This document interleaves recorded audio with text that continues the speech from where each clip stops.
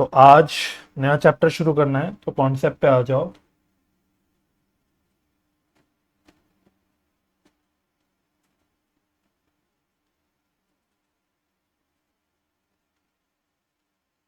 चलो, तो कॉन्सेप्ट पे हेडिंग डालना, new chapter. Chapter number I think 6 है आपके स्टडी मैट के हिसाब से। और एक और बहुत इंपॉर्टेंट चैप्टर है, दैट इज कॉस्ट शीट। तो एक और इंपॉर्टेंट चैप्टर जिससे आप लगभग उम्मीद कर सकते हो कि 100% है कि क्वेश्चन आना ही आना एग्जाम में। ठीक है, कॉस्ट शीट। चलो, है बहुत ही आसान चैप्टर, रिलेटिवली है भी छोटा ही चैप्टर। तो कॉस्ट शीट क्या होती है इसमें लिखो मेरे साथ साथ, तो लिखना शुरू करो। फर्स्ट पॉइंट डाल के, कॉस्ट शीट ब्रैकेट में लिखना, also known as cost statement,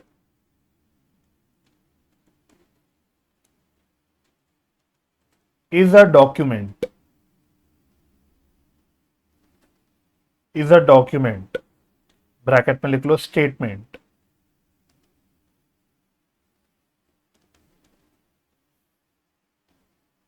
which provides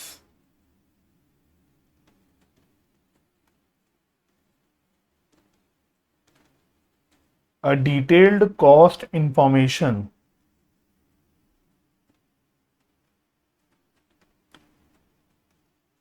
in a systematic manner.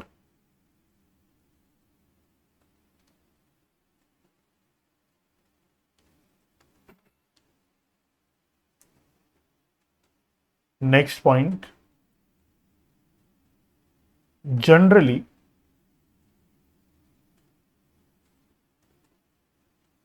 cost information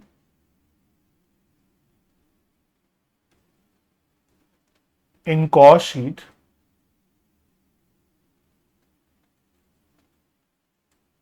is presented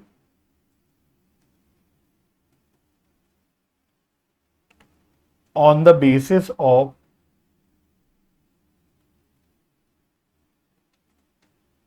functional classification. Functional classification.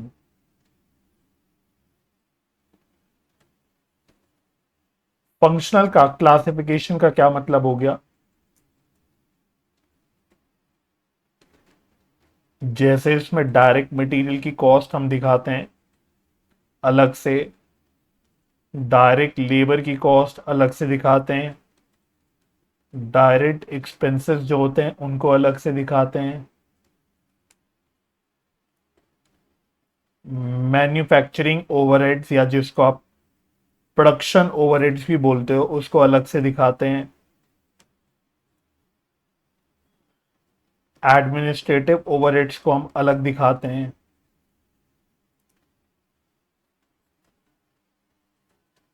Selling and distribution overheads को अलग से दिखाते हैं, एंड सो ऑन। ठीक है, तो ये मतलब बेसिकली हो गया फंक्शनल क्लासिफिकेशन। इसकी हमने चर्चा वैसे करी भी थी, हमने इसकी चर्चा करी थी ओवरहेड्स वाले चैप्टर में, जहाँ पे हमने टाइप्स ऑफ ओवरहेड्स देखे थे। तो फंक्शनल बेसिस में जो हमने ओवरहेड्स को बांटा था, तो ये बेसिकली वही है। ठीक है, तो कॉस्ट शीट कुछ नहीं है। कॉस्ट शीट क्या होता है, हमने अभी तक अपनी कॉस्ट निकालनी सीखी, हमने मटेरियल कॉस्ट निकालनी सीखी, हमने लेबर कॉस्ट निकालनी सीखी, हमने ओवरहेड्स के बारे में सीखा कि भाई ओवरहेड्स कैसे चार्ज किया जाता है। तो ये सारी चीजें हमने कैलकुलेट करना तो सीख ली। अब सवाल उठा, हमने अलग अलग टाइप ऑफ कॉस्ट तो निकाल ली, उसे कैलकुलेट कर लिया, हमने देख लिया भाई कितना कॉस्ट हमें किस ऑब्जेक्ट में, किस कॉस्ट ऑब्जेक्ट में चार्ज करना है, एंड सो ऑन, पूरी हमने कैलकुलेशन कर ली। अब उसको प्रेजेंट कैसे किया जाएगा? कल को as a management, as a part of management, आपको चीजों की प्रेजेंटेशन करनी पड़ेगी कि आपने जो भी चीजें कैलकुलेट करी या जो भी आपने रेलिवेंट इंफॉर्मेशन इकट्ठा करा, आपसे बोला गया कि आपको कॉस्ट की जानकारी निकालनी है फलाना प्रोडक्ट बनाने की या फलाना प्रोजेक्ट करने की, आपने सब कर लिया, अब उसको प्रेजेंट करना है। तो प्रेजेंट करने के लिए एक स्टेटमेंट बनाई जाती है एक अच्छे से सिस्टमैटिक मैनर में स्टेटमेंट बनाई जाती है, जिसमें प्रॉपरली एक प्रॉपर सिस्टमैटिक मैनर में एक प्रॉपर सीक्वेंस में सारी कॉस्ट की जानकारी दी जाती है। इसी स्टेटमेंट को बस बोलते हैं कॉस्ट शीट। ठीक है, तो कॉस्ट शीट कुछ नहीं है, एक सिंपल स्टेटमेंट है जिसमें हम लोग डिटेल्ड कॉस्ट की जानकारी देते हैं, डिटेल्ड कॉस्ट की जानकारी देते हैं, वो भी हैपहैज़र्ड रैंडम मैनर में नहीं, एक प्रॉपर सिस्टमैटिक मैनर में। ठीक है, इस कॉस्ट शीट में हम जो कॉस्ट की क्लासिफिकेशन करते हैं वो हम लोग फंक्शनल बेसिस में करते हैं, है ना। जैसे कि मैंने कहा कॉस्ट की अलग अलग फंक्शंस के हिसाब से हम लोग कॉस्ट को दिखाते हैं कि मटेरियल की कॉस्ट अलग से दिखाएंगे, लेबर की कॉस्ट अलग से दिखाएंगे, कुछ डायरेक्ट एक्सपेंसेस अगर होए तो अलग से दिखाएंगे, मैन्युफैक्चरिंग ओवरहेड्स को अलग से दिखाएंगे, और एडमिनिस्ट्रेटिव ओवरहेड्स को अलग से दिखाएंगे, सेलिंग एंड डिस्ट्रीब्यूशन ओवरहेड्स को अलग से दिखाएंगे। मतलब एक प्रॉपर सीक्वेंस में हम स्टेटमेंट बनाते हैं। ठीक है, तो इस चैप्टर में क्या करना है, कुछ नहीं है इस चैप्टर में, ऐसा ज्यादा कोई बड़ा कोई कॉन्सेप्ट भी नहीं है। आपको बेसिकली कॉस्ट शीट कैसे बनाई जाती है, कैसे किस सीक्वेंस में क्या क्या चीजें डाली जाती है, ये इस चैप्टर में सीखना है। ठीक है, तो मेनली आपको इस चैप्टर में सीखना है कॉस्ट शीट कैसे बनाते हैं, उसका क्या फॉर्मेट होता है, क्या क्या चीजें उसमें दिखाई जाती है, ये सारी चीजें आपको यहां पे सीखनी है। ठीक है जी, चलो तो मैं सीधा मुद्दे पे आता हूं, मैं सीधा मुद्दे पे आता हूं। आप भी हेडिंग डालो और फ्रेश पेज से डालना तो बेटर रहेगा, अगर मतलब ज्यादा जगह होगी तो आपको थोड़ा साफ साफ करने आएगा। मुद्दे का जो काम हमको करना है that is format of cost sheet. तो ये फॉर्मेट जो मैं आपको लिखवाऊंगा अभी, ये आपको घोंट के पी लेना है भाई। अगर आपने घोंट के पी लिया तो इस चैप्टर में आपकी आधे से ज्यादा जो मेहनत है वो खत्म हो गई, फिर ज्यादा कुछ ऐसा मेहनत बचेगी नहीं। मतलब यही है मेनली इस चैप्टर में, यही है। तो मैं इसमें ना एक आर का सिंबल लगा देता हूं, थोड़ा रट लो तो बेटर। जितना अच्छे से फॉर्मेट को रट लोगे आपके लिए उतना आसान हो जाएगा इस चैप्टर में, क्योंकि मैंने जैसे कि कहा क्वेश्चन आना ही आना है अब जनरली, क्योंकि एक प्रैक्टिकल क्वेश्चन आता ही आता है इस चैप्टर से, एक आपको प्रॉपर कॉस्ट शीट का अराउंड 10 मार्क्स का क्वेश्चन आता ही आता है। तो आपके लिए अच्छा होगा कि आप अच्छे से इसका फॉर्मेट लर्न कर लो। ठीक है, चलो तो बड़े आराम आराम से मेरे साथ लिखना, जितना हो सके लिखते लिखते कोशिश करना कि आप चीजों को मन में याद करते हुए चलो कि हाँ अच्छा ये आ गया ये आ गया, मन में उसको रिकैप करते चलो साथ साथ। ठीक है, तो पहले मैं कॉलम की हेडिंग्स डाल देता हूं। एक हो गया सीरियल नंबर, एक कॉलम होता है पर्टिकुलर्स का, ठीक है, एक कॉलम होता है टोटल कॉस्ट का, और कभी कभी एक कॉलम हमें कॉस्ट पर यूनिट का भी बनाना पड़ता है। ठीक है, और अगर जानकारी हुई तो हम लोग यहां पे ये भी मेंशन कर देते कि हमारा आउटपुट क्या है। तो कहीं पे हम ऊपर लिख देते हैं आउटपुट हमारा क्या है ना। क्वेश्चन में अगर गिवन होगा तो आप लिख पाओगे, नहीं तो ऑफकोर्स नहीं लिख पाओगे। और अगर आपको आउटपुट यूनिट्स की जानकारी होगी तभी आप ये कॉस्ट पर यूनिट भी निकाल पाओगे। तो है कुछ नहीं, कुछ भी नहीं है इसमें। एक सीरियल नंबर आ गया जिसमें 1 2 3 नंबर लिखेंगे, जैसे हम लोग पीएनएल वगैरह का फॉर्मेट देखते हैं शेड्यूल 3 का, उसमें भी हम 1 2 3 करके ऐसे लिखते हैं। तो बिल्कुल वैसे ही हम यहाँ लिखेंगे ना, बैलेंस शीट में भी हम लोग 1 2 3 करके लिखते हैं शेड्यूल 3 में, उसी तरह से हम 1 2 3 करके लिखना है। फिर पर्टिकुलर्स में हम मेन जो भी कॉस्ट वगैरह की जानकारी है, डिस्क्रिप्शन है, वो लिख देंगे। फिर कॉस्ट, टोटल कॉस्ट के कॉलम में अमाउंट डालते चलेंगे, ये भी रुपीज में है ऑफकोर्स, और कॉस्ट पर यूनिट है ये भी रुपीज में निकलेगा। ठीक है, this will also be in rupees. चलो जी, तो शुरू करते हैं। सबसे पहले आप 1 लिखो। फर्स्ट नंबर में आता है रॉ या डायरेक्ट मटेरियल कंज्यूम। चाहे आप डायरेक्ट मटेरियल कंज्यूम बोल लो, चाहे आप रॉ मटेरियल कंज्यूम बोलो, एक ही बात होती है। ठीक है, और ये कैसे निकलता है, बचपन से सीखते आ रहे हो भाई, आप बचपन से सीखते आ रहे हो। अब तो मतलब आपने अपने 12th क्लास में देखा, आपने इसको अपने सीए फाउंडेशन में फाइनल अकाउंट्स के चैप्टर में देखा था, आपने इवन अपने इंटर में अकाउंट्स में भी देखा, एडवांस अकाउंट्स में, कि कैसे निकालते हैं। तो यहां पे भी सेम तरीका है, ओपनिंग रॉ मटेरियल, हाँ राइट, ठीक है। तो opening raw material, add purchases. अब परचेजेस ऐड करते वक्त आपको पता है किस बात का ध्यान रखना पड़ेगा कि कितनी परचेज आपको लेनी है।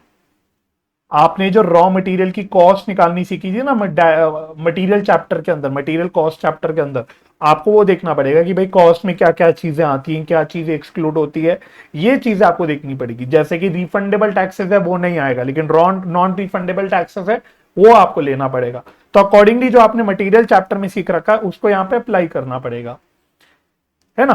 तो इसमें से हम ऐड करते हैं ओपनिंग रॉ मटेरियल, ऐड किया परचेज, और फिर इसमें से हम लेस करते हैं क्लोजिंग रॉ मटेरियल।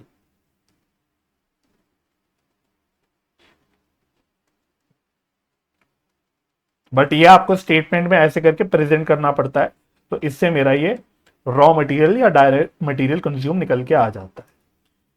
फिर दूसरे नंबर पे हमें लिखना होता है डायरेक्ट इंप्लॉय कॉस्ट या लेबर कॉस्ट, कुछ भी बोल लो, direct employ oblique labour cost.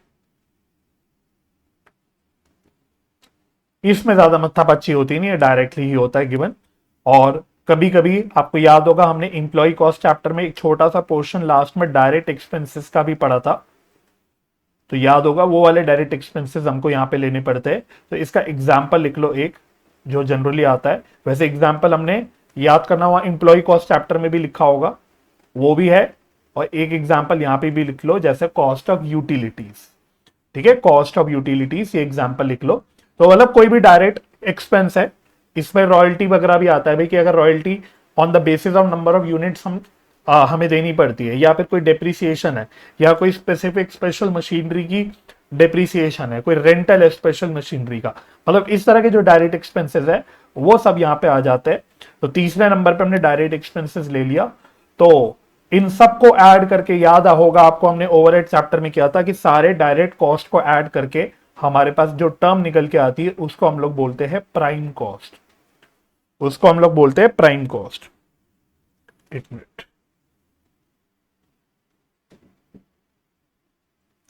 ठीक है, उसको हम लोग बोलते हैं प्राइम कॉस्ट। तो प्राइम कॉस्ट कैसे निकल गया, अब यहां ब्रैकेट में भी लिख लो 1+2+3, 1+2+3, ठीक है। बहुत आराम आराम से लिखूंगा, आप भी एकदम वर्ड बाय वर्ड आराम आराम से लिखो, कोई जल्दी नहीं है। लिखते लिखते जितना फॉर्मेट याद हो जाएगा, क्योंकि इसके बाद हमें फिर सीधा क्वेश्चंस पे कूदना है, तो लिखते लिखते जितना फॉर्मेट याद होगा उतना आपके लिए काम आसान हो जाएगा, है ना। फिर फिफ्थ नंबर पे हम ऐड करते हैं फैक्ट्री या प्रोडक्शन या वर्क्स या मैन्युफैक्चरिंग ओवरहेड्स। बाप रे बाप, इतने सारे नाम है भाई, इतने सारे नाम है। जैसे भाई आपको आपके दोस्त अलग सा नाम से बुलाते हैं, आपके पापा अलग नाम से बुलाते हैं, आपकी मम्मी अलग नाम से बुलाती है, आपके रिश्तेदार अलग नाम से बुलाते हैं, आपके भाई बहन अलग नाम से बुलाते हैं। तो देखो इतने सारे नाम इसके भी है कि भाई फैक्ट्री के अंदर जो बेसिकली ओवरहेड्स हो रहे हैं, जिसको हम प्रोडक्शन ओवरहेड्स के नाम से जानते हैं, उनके वैसे सारे नाम होते हैं। तो भाई सारे नाम लिख लो, आपको चारों नाम पता होने चाहिए, फैक्ट्री ओवरहेड्स, चाहे प्रोडक्शन ओवरहेड्स, चाहे वर्क्स ओवरहेड्स, चाहे मैन्युफैक्चरिंग ओवरहेड्स, बात एक ही होती है, ठीक है। तो प्राइम कॉस्ट में हमने फैक्ट्री, प्रोडक्शन या जो भी ओवरहेड्स है, जो भी नाम लो, वो हमने ऐड कर दिया। तो इसको ऐड करके जो फिगर आती है, इसका हम एक नाम देते हैं, इसको हम लोग बोलते हैं ग्रॉस वर्क्स कॉस्ट। बुक वाले इसको सिंपली ग्रॉस वर्ड ना लिख के सीधा वर्क्स कॉस्ट भी बोल देते हैं, ठीक है। तो आप ब्रैकेट में लिख लो, खाली वर्क्स कॉस्ट भी इसको बोल दिया जाता है। तो इतना ऐड करके हमारा आ जाता है वर्क्स कॉस्ट, या पूरा अगर बोलना चाहो तो ग्रॉस वर्क्स कॉस्ट, ठीक है। छठे नंबर पे ये आ गया, ये भी ब्रैकेट में लिख लो। ये कैसे आया, वैसे समझ आ गया होगा आपको, 4+5, 4+5, ठीक है।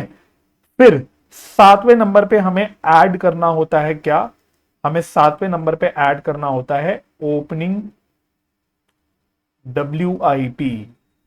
ओपनिंग WIP हम सातवें नंबर पे ऐड करेंगे। आठवें नंबर पे लिख लो लेस क्लोजिंग WIP, ठीक है जी। तो ये करने के बाद फिर से हमारा एक आंसर निकल के आता है, वो आता है आपके 9th नंबर पे। इसको हम लोग बोलते हैं फैक्ट्री कॉस्ट। तो इसलिए कह रहा हूं बहुत ध्यान ध्यान से लिखते रहना भाई, जितना हो सके रजिस्टर करते रहना माइंड में। तो ये फैक्ट्री कॉस्ट बेसिकली कैसे निकला, 6 यानी ग्रॉस वर्क्स कॉस्ट प्लस 7 यानी ओपनिंग डब्ल्यूआईपी माइनस 8 यानी क्लोजिंग डब्ल्यूआईपी, 6 प्लस 7 माइनस 8। तो ये हमारा 9th नंबर पे फैक्ट्री कॉस्ट निकल के आ गया, राइट। अच्छा, उसके बाद 10वें नंबर पे क्या करना है, इसमें हमें ऐड करना होता है कुछ खर्चे। अब हमें इसके आगे कुछ खर्चे ऐड करने होते हैं जो वैसे बिल्कुल स्पेशल नेचर के खर्चे होते, हमेशा होंगे ही नहीं हमारे पास, लेकिन आपको मैं एग्जॉस्टिवली फॉर्मेट लिखवा रहा हूं। जैसे क्वालिटी कंट्रोल कॉस्ट हो गया, आपको ये ऐड करना होगा अगर गिवन होगा तो। इसी तरह से अगर कोई R&D का कॉस्ट दे रखा है, अगर जनरली होगा नहीं, अगर होगा तो गिवन होगा, वो आपको यहां पे ऐड करना है। 12th नंबर पे आपको ऐड करना है administrative overheads, administrative overheads, bracket में लिख लो relating to production activity,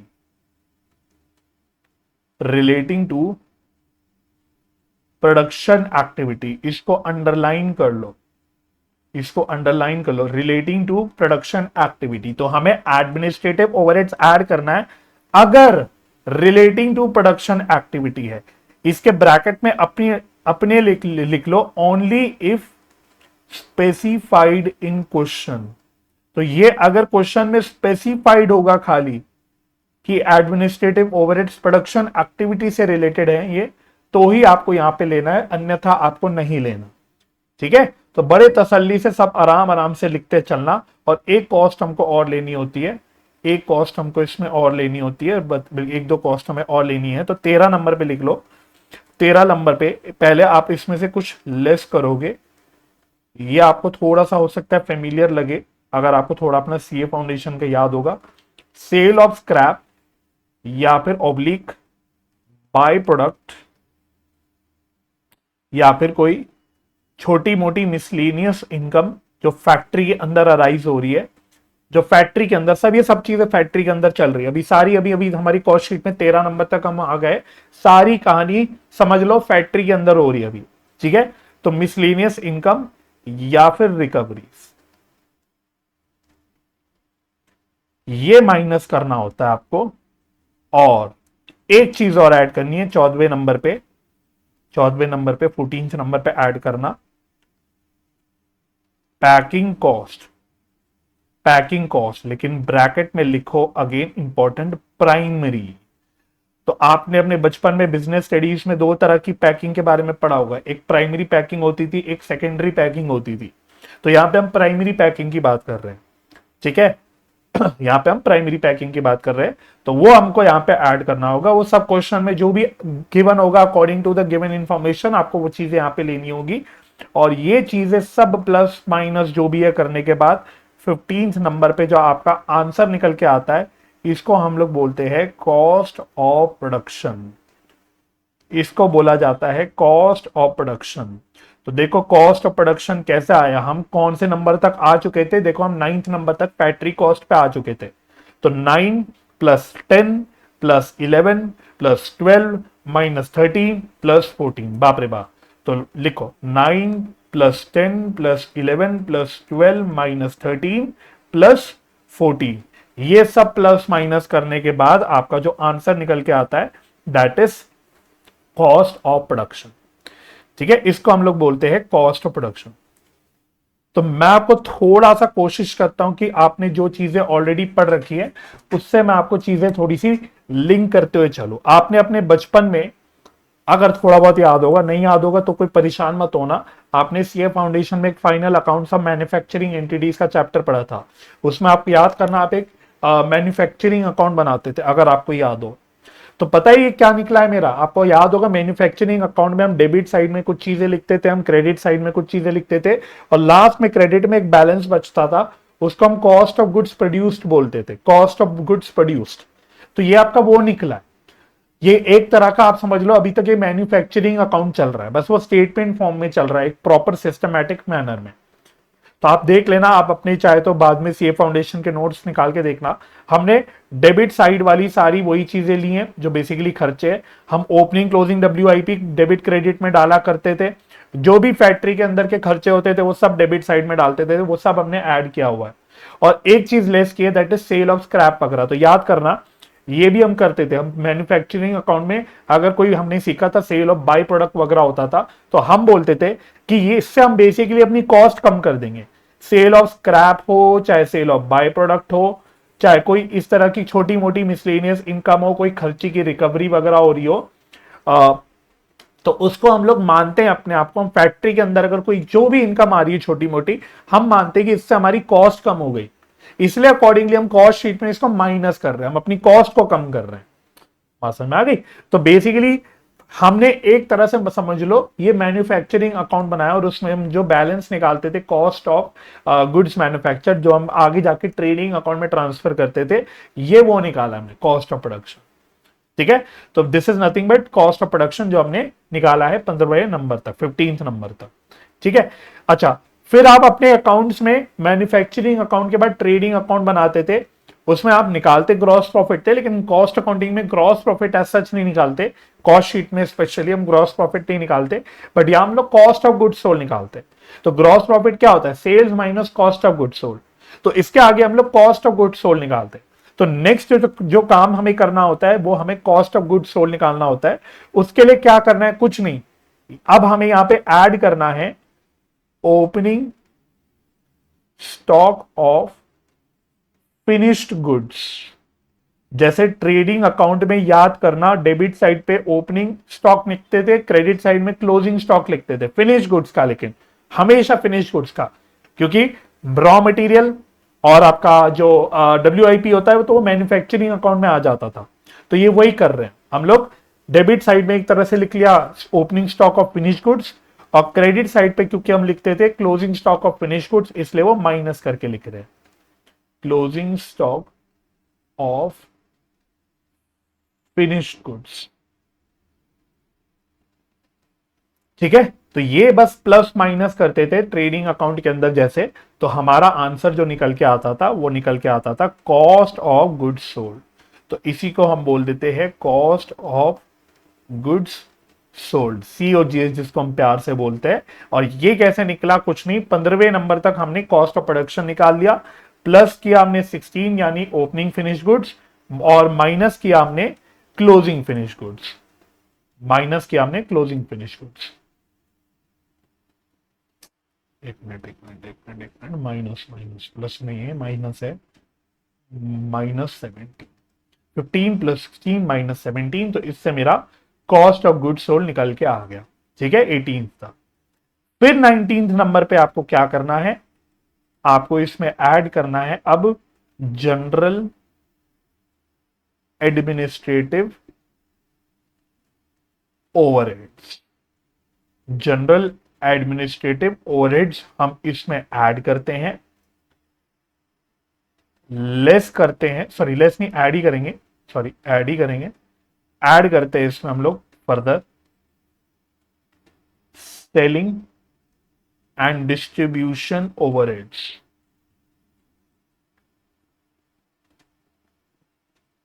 selling and distribution overheads ये हम लोग ऐड करते हैं।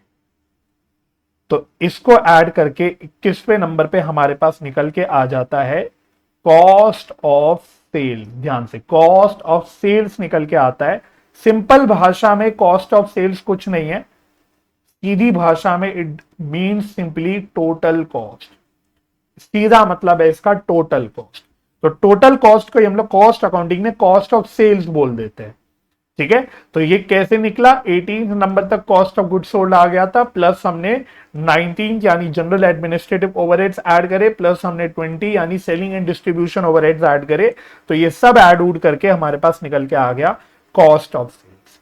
बस 20 नंबर पे आप ऐड करते हो इसमें प्रॉफिट। आपका जो भी प्रॉफिट है इस पे बनता है एज पर आपकी जो भी पॉलिसी है, प्रॉफिट मार्जिन जो भी आपका सेट है उसके अकॉर्डिंग आप इस पे प्रॉफिट ऐड करते हो। तो आपकी लास्ट में निकल के 23rd नंबर पे निकल के आ जाती है सेल्स। ठीक है, लेकिन ये तभी करना है ये वाला पोर्शन जब प्रॉफिट ऐड करके सेल्स डाला, ये तभी करना है, लिख लो यहीं पे, only if required in question. यानी कभी कभी आपको कोई सेल या प्रॉफिट की कोई जानकारी दी ही नहीं होगी, तो उस केस में आपको टोटल कॉस्ट तक बस निकालना है। कॉस्ट शीट का मेन पर्पस तो यहां तक ही है। कॉस्ट शीट का मेन पर्पस तो ये कॉस्ट, टोटल कॉस्ट निकालना, ये कॉस्ट ऑफ सेल्स निकालना। इसके आगे तो हम एडिशनल एक छोटा सा प्रेजेंटेशन के लिए काम कर लेते हैं, दिखाने के लिए कि भाई इस कॉस्ट पे हमने इतना प्रॉफिट ऐड करा तो हमारी सेल्स निकल के आई। तो ये अगर जरूरत पड़ी तो करना है, वरना हमेशा नहीं करना। बात क्लियर हो गई? तो इसको हम लोग बोलते हैं cost sheet. This is cost sheet. तो फटाफट से एक बार रिकैप कर लो कॉस्ट शीट का फॉर्मेट क्या किया हमने। सबसे पहले नंबर पे लिया हमने रॉ मटेरियल या डायरेक्ट मटेरियल कंज्यूम, जिसमें opening raw material plus purchase minus closing किया तो हमारा रॉ मटेरियल कंज्यूम्ड आ गया। दूसरे नंबर पे हमने डायरेक्ट इंप्लॉय कॉस्ट या लेबर कॉस्ट ले ली, हमने इंप्लॉय कॉस्ट चैप्टर में निकालना पूरा सीख लिया था। थर्ड नंबर पे हमने डायरेक्ट एक्सपेंसेस लिया, ये भी हमने इंप्लॉय कॉस्ट चैप्टर के अंदर एक छोटा सा पार्ट सीख लिया था, तो ये हमने ले लिया। इसमें मैंने एक एग्जांपल लिख दिया, कॉस्ट ऑफ यूटिलिटीज, लेकिन इसके और भी एग्जांपल हो सकते हैं। और एग्जांपल अगर आप देखना चाहते हो तो आप अपने वो इंप्लॉय कॉस्ट चैप्टर में जो हमने पोर्शन किया था डायरेक्ट एक्सपेंस का, उसके नोट्स में देख लेना, वहां पे हमने एग्जांपल्स लिखे थे, तो आप उसको वहां से लिंक कर सकते हो। तो बेसिकली ये डायरेक्ट एक्सपेंसेस ऐड करके चौथे नंबर पे हमारा प्राइम कॉस्ट निकल के आ जाता है, राइट। प्राइम कॉस्ट में हमें ऐड करना होता है फैक्ट्री प्रोडक्शन वर्क्स या मैन्युफैक्चरिंग ओवरहेड्स, और ये लेने के लिए आपने पूरे दो चैप्टर पढ़ रखे हैं। आपने एक अब्जॉर्प्शन कॉस्टिंग चैप्टर सीखा है, आपने एक एक्टिविटी बेस्ड कॉस्टिंग सीखा है। तो यहां पे ये डालने के लिए, ये निकालने के लिए आपने पूरा वो चैप्टर सीखा है। हो सकता है आप ये अब्जॉर्प्शन कॉस्टिंग बेसिस पे यहाँ पे ऐड करके लोगे, machine hour rate, labour hour rate, जिस भी हिसाब से आप लेना चाहो, या एक्टिविटी बेस्ड कॉस्टिंग में हम जैसे निकालते थे उसके हिसाब से आप लेके यहाँ पे फिगर ले लोगे। तो ये ऐड करके आपके पास ग्रॉस वर्क्स कॉस्ट या सिंपली वर्क्स कॉस्ट निकल के आता है। इसमें ऐड करते हैं ओपनिंग WIP, लेस करते हैं क्लोजिंग WIP, तो हमारा फैक्ट्री कॉस्ट निकल के आता है। फैक्ट्री कॉस्ट में हमें कुछ स्पेशल टाइप के खर्चे ऐड करने होते हैं, जैसे quality control cost, research and development cost, administrative overheads अगर रिलेट करते हैं टू प्रोडक्शन, वो गिवन होगा क्वेश्चन में तभी लेना है आपको। इसी तरह से कॉस्ट ऑफ प्राइमरी पैकिंग, ये आपको ऐड करना है। लेस करना है अगर हो कोई sale of scrap, sale of by product, कोई और फैक्ट्री के अंदर कोई मिसलेनियस इनकम हो रही है, कोई खर्चे वगैरह की रिकवरी हो रही है, कुछ भी हो रहा है, तो वो हमको लेस करना है। ये तीन चार जो चीजें डाली मैंने, ये स्पेशली मतलब होगी, अगर होगी तो होगी, नहीं तो नहीं होगी हमेशा, ठीक है। तो ये करने के बाद मेरा कॉस्ट ऑफ प्रोडक्शन निकल के आ जाता है। कॉस्ट ऑफ प्रोडक्शन में हम लोग ऐड करते हैं opening stock of finish goods, less करते हैं closing stock of finish goods, तो हमारा कॉस्ट ऑफ गुड्स सोल्ड निकल के आता है। उसमें ऐड करना है जनरल एडमिनिस्ट्रेटिव ओवरहेड्स और ऐड करना है सेलिंग एंड डिस्ट्रीब्यूशन ओवरहेड्स, तो कॉस्ट ऑफ सेल्स निकल के आता है, जिसको हम सिंपली टोटल कॉस्ट भी बोल सकते हैं अपने अंडरस्टैंडिंग के लिए, लेकिन बोलते हैं यहाँ पे कॉस्ट ऑफ सेल्स है, ठीक है। तो मेन कॉस्ट शीट का पर्पस तो यहीं तक खत्म हो जाता है, लेकिन अगर आपको प्रॉफिट की, ये सेल्स की कोई जानकारी एडिशनली दे रखी है, आपको रिक्वायर्ड है करने की, तो फिर आप इसमें प्रॉफिट भी ऐड करके सेल्स तक पहुंच जाओगे कि ये मेरी सेल्स है। यहाँ पे अपनी अंडरस्टैंडिंग के लिए प्रॉफिट का मतलब यहाँ पे होता है नेट प्रॉफिट, पूरा फाइनल वाला प्रॉफिट। कॉस्ट अकाउंटिंग के हिसाब से जो फाइनल नेट प्रॉफिट आता है ना, ध्यान रखना, यहाँ हम सारा काम कॉस्ट अकाउंटिंग के हिसाब से कर रहे हैं, फाइनेंशियल अकाउंटिंग के हिसाब से नहीं कर रहे, ठीक है। तो कॉस्ट अकाउंटिंग के हिसाब से हमारा जो नेट प्रॉफिट होता है वो हम लोग यहाँ पे ऐड करते हैं, तो हमारा सेल्स वगैरह जो फाइनल सेल्स होती है वो निकल के आ जाती है, ठीक है जी। तो इसका मतलब कुछ 2-3 स्पेशल पॉइंट्स लिख लो स्टार डाल के। इसका मतलब एक बात जो आपको पता होनी चाहिए, दैट इज यहां पे जो प्रॉफिट है, अगर प्रॉफिट निकालना है तो that is equal to sales minus cost of sales. तो इस कॉस्ट शीट से यह बात आपको दिख गई कि profit is equal to sales minus cost of sales. इसका अलावा, हालांकि मैं ऊपर लिख चुका बट फिर भी लिख लो, if question is silent we treat administrative overheads of general nature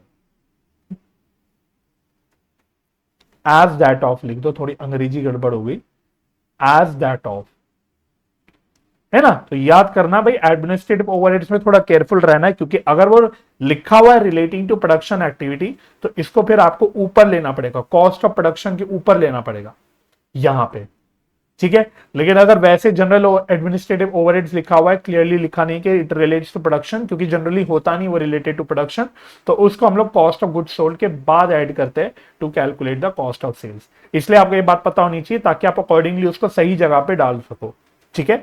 और बाकी एक बात और लिख लो, वी में have to make slight modifications in the statement as per designing of the question। ठीक है। तो हमें हो सकता है कॉस्ट शीट में कुछ थोड़ा बहुत हेर फेर करना पड़े, जैसे मैंने एक एग्जांपल दिया था कि अगर आपको नंबर ऑफ यूनिट्स की जानकारी गिवन है तो आपको side by side cost per unit भी निकाल पाओगे, लेकिन अगर नहीं गिवन है तो वो नहीं निकाल पाओगे। तो अकॉर्डिंगली जो भी है कॉस्ट शीट में आपको गिवन डेटा के हिसाब से थोड़ा एडजस्टमेंट करनी पड़ सकती है। तो वो तो जब आप क्वेश्चन कर लोगे इस चैप्टर के तो आपको खुद ही रियलाइज हो जाएगा। तो मैंने फिर भी ये बात यहाँ पे आपको लिखवा दी। ठीक है। तो पहले तो मुझे बताओ थोड़ा थोड़ा आपको फॉर्मेट याद हो गया, मतलब याद अगर रजिस्टर हो गया माइंड में कि नहीं? थोड़ा हमें फॉर्मेट रजिस्टर हो गया माइंड में? अगर हां तो आओ क्वेश्चन से शुरुआत करते हैं। ओके यस सर, तो क्वेश्चन से शुरुआत करते हैं। तो आप अपनी बुक खोल लो। We will start with illustration number 2। है कुछ नहीं इसमें ऐसा ज्यादा कॉन्सेप्ट करने लायक नहीं है, मतलब कुछ कॉन्सेप्ट कवरेज करने के लिए है ही नहीं इस चैप्टर में। मेन तो ये कॉस्ट शीट ही है। तो आओ फटाफट से आ जाओ इलस्ट्रेशन नंबर 2 पे।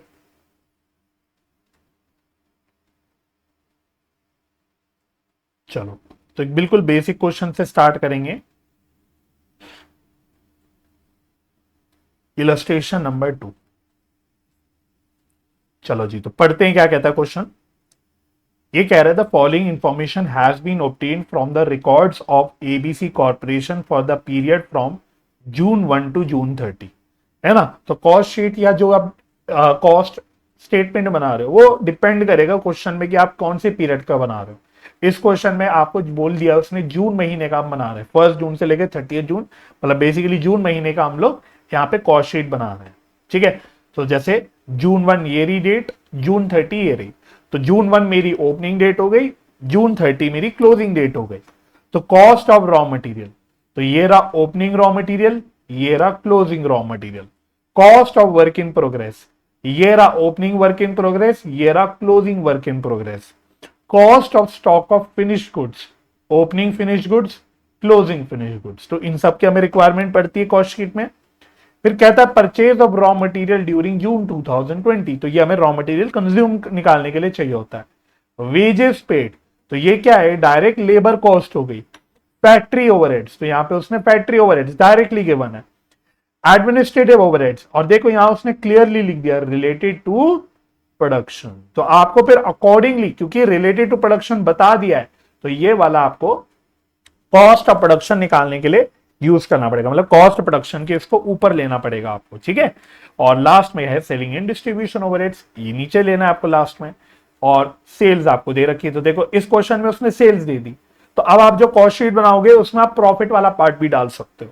ठीक है। तो यही है भाई, क्वेश्चन में जो जानकारी गिवन है उसके अकॉर्डिंग आपको काम करना पड़ेगा। राइट।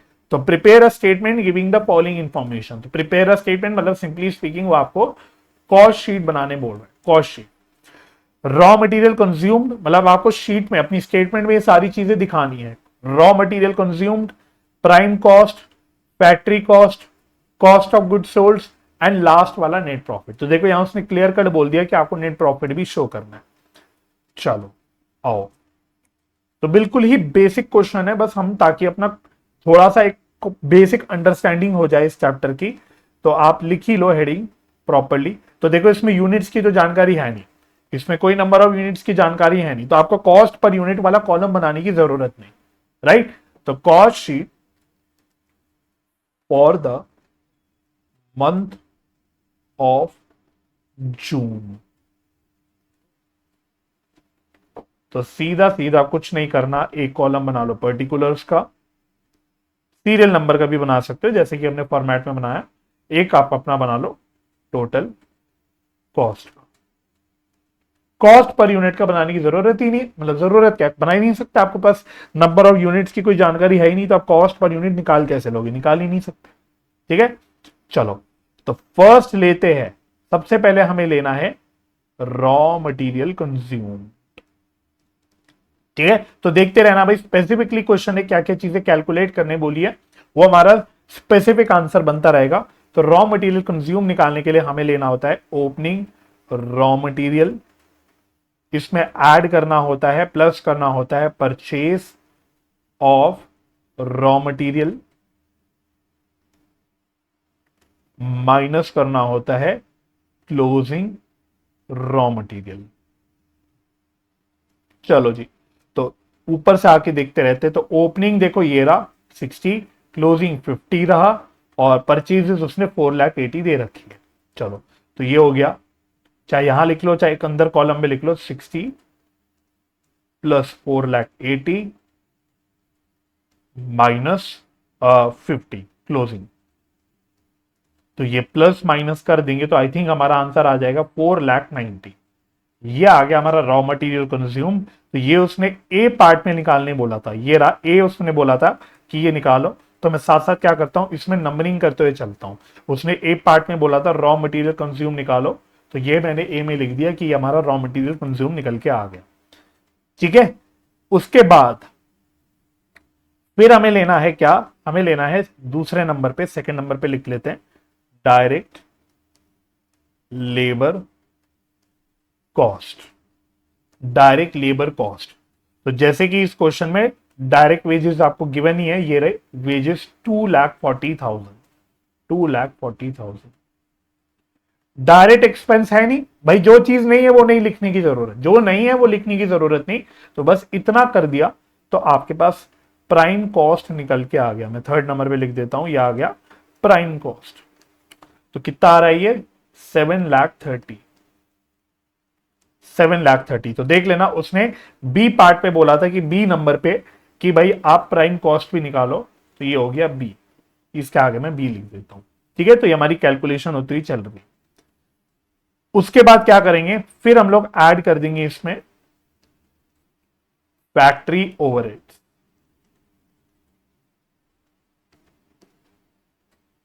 फैक्ट्री ओवरहेड्स, ठीक है, तो फैक्ट्री ओवरहेड्स भी डायरेक्टली गिवन है, सब कुछ डायरेक्टली गिवन है। ये रहा 1,00,000 रुपीज, 1,00,000 रुपीज। इतना करते हम लोग, तो इससे जो मेरा आंसर आता है, इसको हम लोग बोलते हैं ग्रॉस वर्क्स कॉस्ट या सिंपली वर्क्स कॉस्ट। ठीक है, कुछ भी बोल सकते हो, जनरली वर्क्स कॉस्ट भी बोल देता है इंस्टीट्यूट इसको, सिंपली मतलब ये है ग्रॉस वर्क्स कॉस्ट। ठीक है, अच्छा, फिर इसमें क्या करना है हमको, हमें इसमें ऐड करना है ओपनिंग WIP, लेस करना है क्लोजिंग WIP, क्योंकि WIP की जानकारी हमें क्वेश्चन में गिवन है, ये रही। तो ओपनिंग 12 है, क्लोजिंग 15, ओपनिंग 12 क्लोजिंग 15, तो 12 माइनस 15, तो सीधा सीधा 3,000 माइनस कर लो 8,30,000 में से, तो ये आंसर आ गया 8,27,000। यस, 8,27,000। तो फटाफट से बताओ ये क्या निकल के आ गया 8वें नंबर पे, फैक्ट्री कॉस्ट, फैक्ट्री कॉस्ट। तो सी नंबर पे उसने क्या बोला था, सी नंबर पे उसने यही निकालने बोला था, देख लेना, फैक्ट्री कॉस्ट निकालने बोला था। तो ये हमारा सी वाला पार्ट का आंसर आ गया। ठीक है जी, उसके बाद 9th नंबर पे इसमें ऐड करेंगे अब जो स्पेशल वाले एक्सपेंस थे, क्योंकि हमें कॉस्ट ऑफ प्रोडक्शन में आना है, तो एक ही दे रखा है इसमें स्पेशल वाले एक्सपेंस में, that is administrative overheads relating to production. बाकी कुछ नहीं दे रखा, R&D प्राइमरी पैकिंग की कॉस्ट या सेल ऑफ स्क्रैप, ये सब कुछ नहीं दे रखा। तो बस एक इतनी ही चीज दे रखी है, तो वो कितने दे रखा है, ये आपको 50,000 दे रखा है, 50।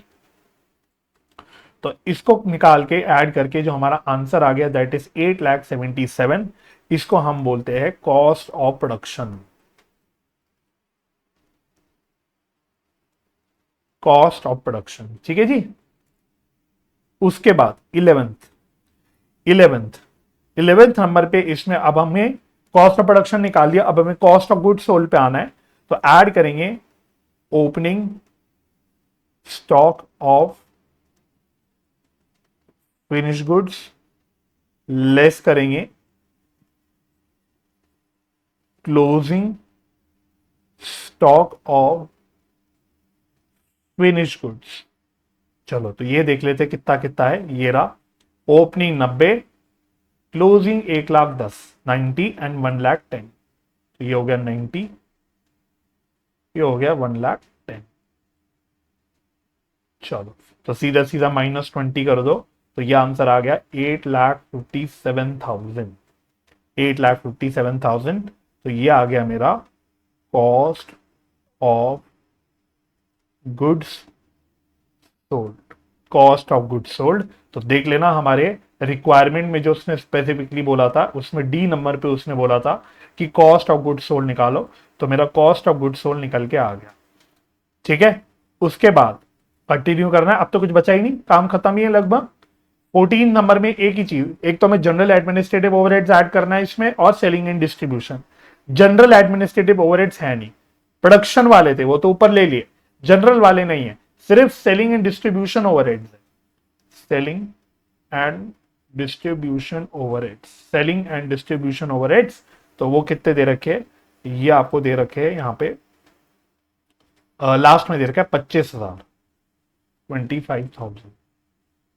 तो ये ऐड करके मेरा आंसर कितना आ गया, 8,82,000। 8,82,000 मेरा आंसर आ गया। तो इसको मैं बोल देता हूं cost of sales. Cost of sales, right. और 16वें नंबर पे हम इसमें ऐड कर देते हैं, क्वेश्चन ने टर्म यूज किया है नेट प्रॉफिट, तो मैं भी नेट प्रॉफिट यूज कर रहा हूं, और ये ऐड करके मेरा आंसर आना चाहिए सेल्स का। लेकिन क्वेश्चन वाले ने आपको सेल्स बता रखी है, दैट इज 10 लाख। तो ये 10 लाख मुझे पता है सेल्स है, तो दैट मीन्स मेरा जो नेट प्रॉफिट वाला पार्ट है that will be the balancing figure, ये बैलेंस बच जाएगा। तो ये मेरा ई पार्ट में हो गया। ये ई पार्ट में उसने बोला था,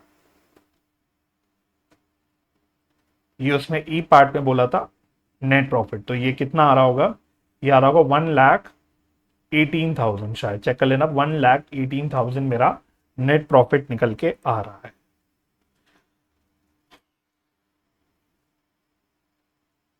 चलो तो बिल्कुल एक बेसिक लेवल का क्वेश्चन था, फटाफट से बताओ ओके हो गया ये क्वेश्चन में, कोई दिक्कत तो नहीं? ठीक है सर, समझ आ गया है क्वेश्चन, वेरी गुड। आओ बढ़ते हैं आगे, क्वेश्चन ही क्वेश्चन है, मतलब जो भी है मेनली इसमें करने को।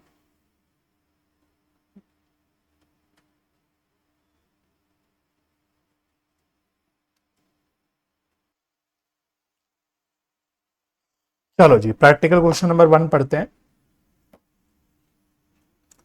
इसको इंपॉर्टेंट भी मार्क कर लो, हालांकि आसान क्वेश्चन है काफी। क्या कहता है क्वेश्चन, देखो ये कह रहा है the books of Adarsh manufacturing company present the following data for the month of April.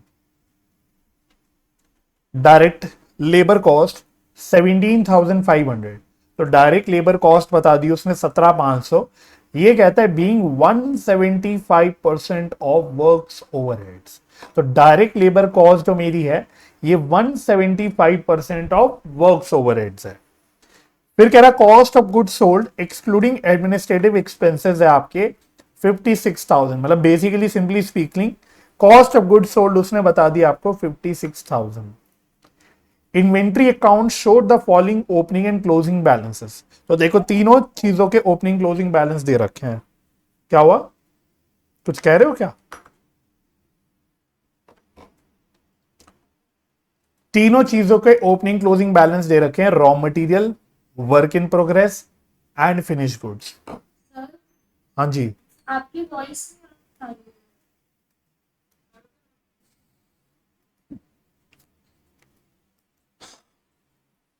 चलो तो उसने बेसिकली तीनों टाइप के स्टॉक की ओपनिंग क्लोजिंग जानकारी दे रखी है, ओपनिंग स्टॉक क्लोजिंग स्टॉक तीनों की जानकारी दे रखी है। और बाकी कहता है other data are selling expenses 3,500, general and administrative expenses. तो देखो जनरल खुद ही बोल दिया उसने कि जनरल वाले एडमिनिस्ट्रेटिव एक्सपेंसेस है, और बाकी सेल्स की जानकारी दे दी, दैट्स इट। वो कह रहा है you are required to find out the value of material purchased, material purchase कितनी करी ये पूछ रहा है, कंज्यूम नहीं बोल रहा, परचेज पूछ रहा है कितनी करी। और बाकी फिर वही कह रहा है प्रिपेयर करो एक कॉस्ट स्टेटमेंट यानी cost sheet showing the various elements of cost and also the profit earn, मतलब आपको फिर फाइनली कॉस्ट शीट भी बनानी है। तो एक तो मटेरियल परचेज निकालना है और आपको निकालनी है बनानी है कॉस्ट शीट। चलो जी,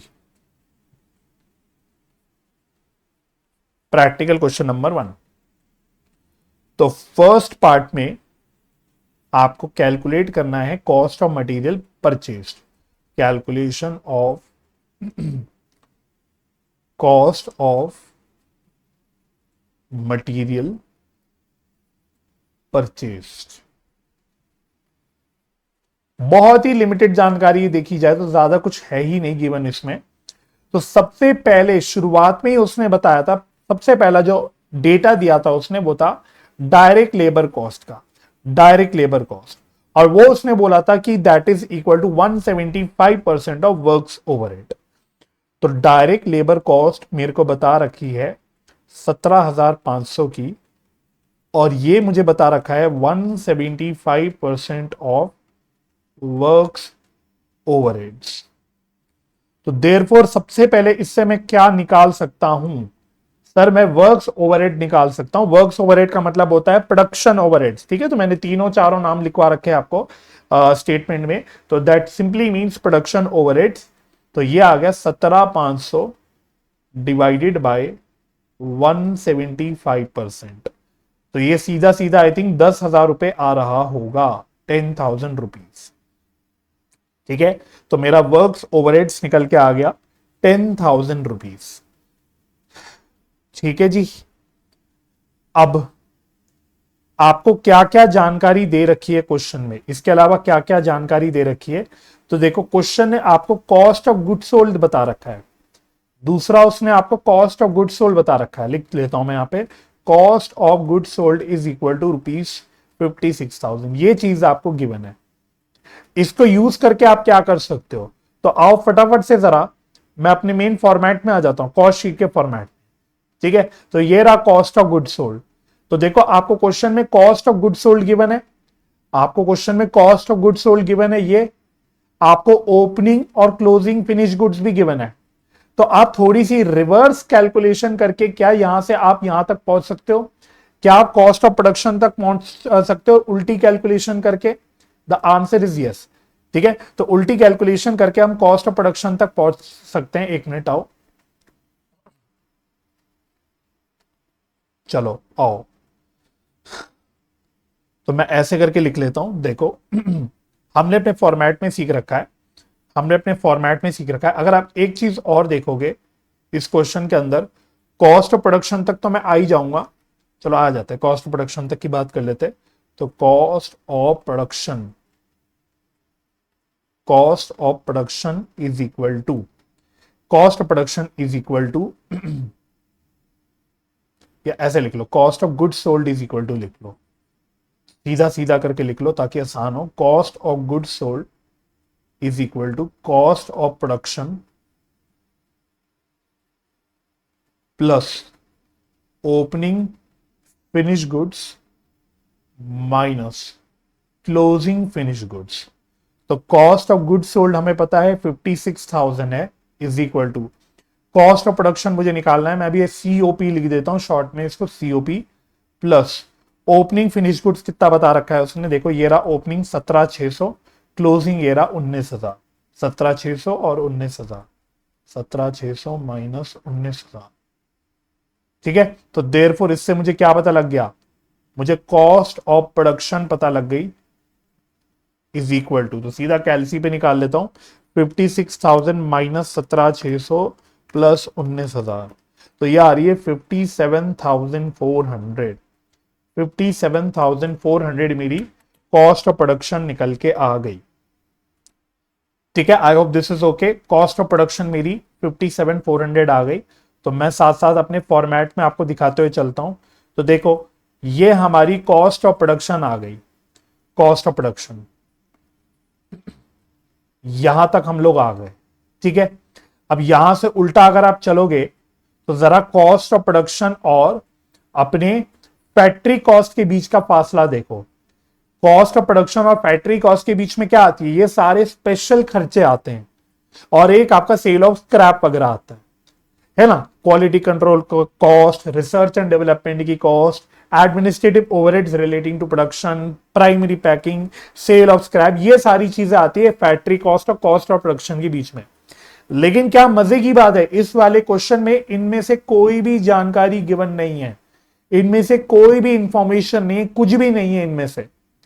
तो इससे क्या मैं निकाल सकता हूं इंटरप्रिटेशन, क्या मैं इसका मतलब कह सकता हूं कि मेरी cost of production should be equal to in this particular question factory cost, क्योंकि बाकी तो बीच की कोई जानकारी है ही नहीं, कोई और खर्चे हैं ही नहीं।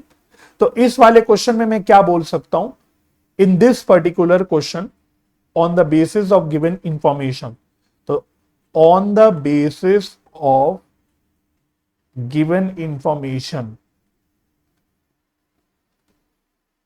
in this question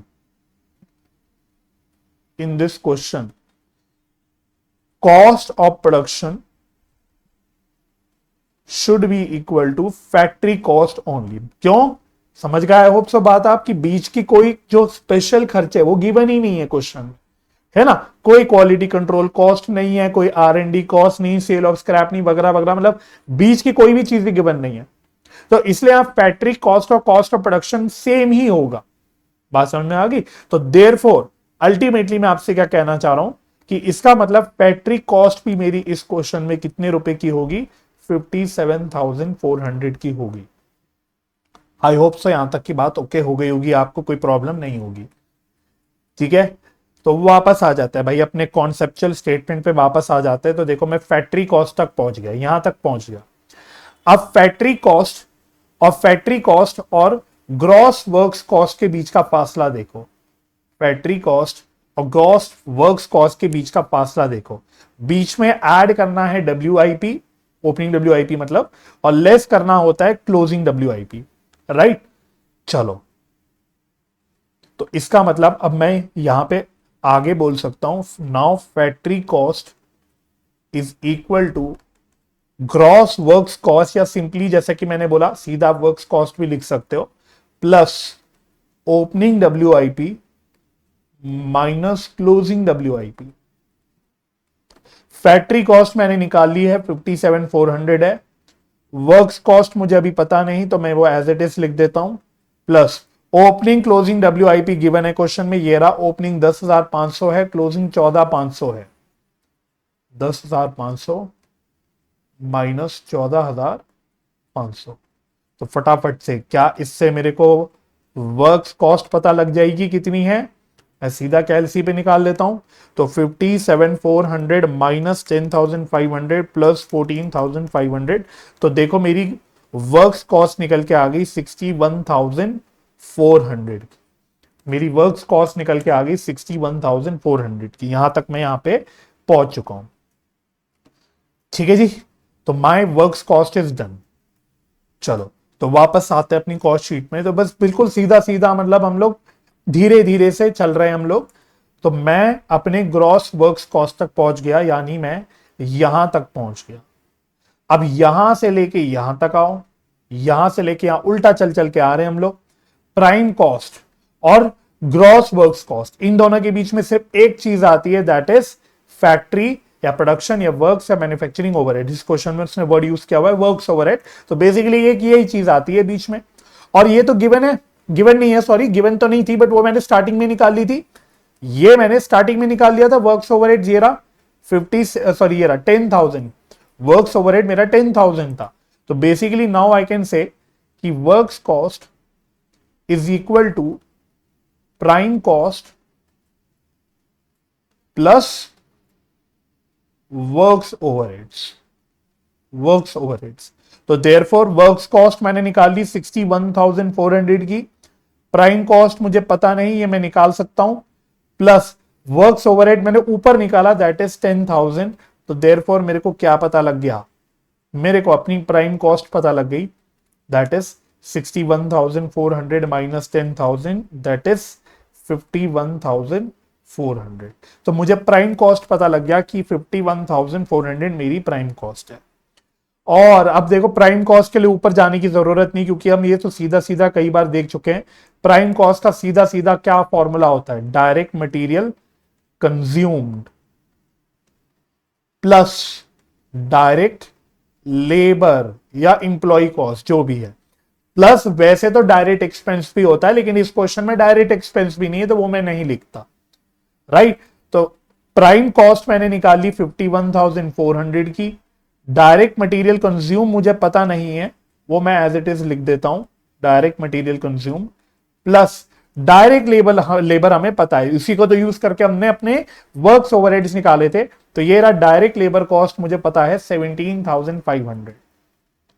तो भैया मेरे को क्या पता लग गया, देयरफॉर मुझे अपना डायरेक्ट मटेरियल कंज्यूम्ड पता लग गया कितना है, 51,400 माइनस 17,500। तो ये कितना आ रहा है, 33,900 आ रहा है। तो मुझे डायरेक्ट मटेरियल कंज्यूम पता लग गया। अब जाके फाइनली जो हम निकालना चाह रहे हैं इस पर्टिकुलर पार्ट में, वो था मटेरियल परचेस्ड। अब मैं निकाल सकता हूं direct material consumed is equal to, हमें पता है opening raw material plus purchase of raw material minus closing raw material. चार चीजें आती है, तीन पता है, चौथी परचेज जो मुझे निकालनी है वो मैं निकाल लूंगा। तो ये आ गया 33,900 is equal to opening closing raw material ये रे 8 और 10,600, 8 और 10,600, तो 8,000 प्लस परचेस माइनस 10,600। तो therefore purchase of raw material कितनी आ गई, is equal to 33,900 minus 8,000 plus 10,600। तो ये आ गया 36,500, 36,500। चलो यहां तक बता दो भाई, ठीक है ये भी आ गया। बस first part done. Second part में उसने कॉस्ट स्टेटमेंट बनानी बोली थी, बना लो भाई कॉस्ट स्टेटमेंट या कॉस्ट शीट। सीधा सीधा यहां पे भी यूनिट्स वगैरह की जानकारी तो है नहीं, तो सीधा आपका एक रुपीस का कॉलम बन जाएगा, एक पर्टिकुलर्स का कॉलम बन जाएगा। तो अब सारी चीजें पता तो है हमको, अब बस लिखना है हमको। आओ, तो सबसे पहले direct material consumed, direct material consume, तो सब कुछ पता है हमको, ऊपर से देखते रहो। तो ये रहा डायरेक्ट मटेरियल कंज्यूम 33,900,